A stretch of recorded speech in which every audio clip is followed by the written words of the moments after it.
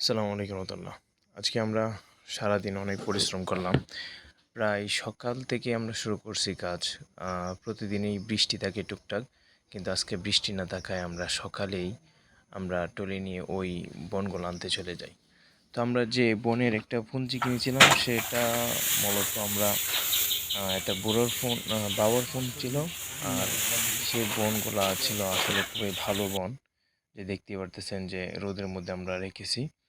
তো এই বনগুলা মূলত এই যে টাকা আমরা কিনেছি এ টাকা আসলে আমরা যদি ইচ্ছা করে আমরা বিক্রি করতে পারতাম, কিন্তু আমরা আসলে সেগুলো বিক্রি করি নাই। তো আমাদের এখানে বন কিনা হয়েছে প্রায় 18,500 টাকার মতো। তো এই বন আমরা কেনার পরেই এই বন আবার অনেকে দাম বলছে যে 30,000 টাকার মতো মোটামুটি দাম হয়েছে, কিন্তু আমরা বিক্রি করি নাই।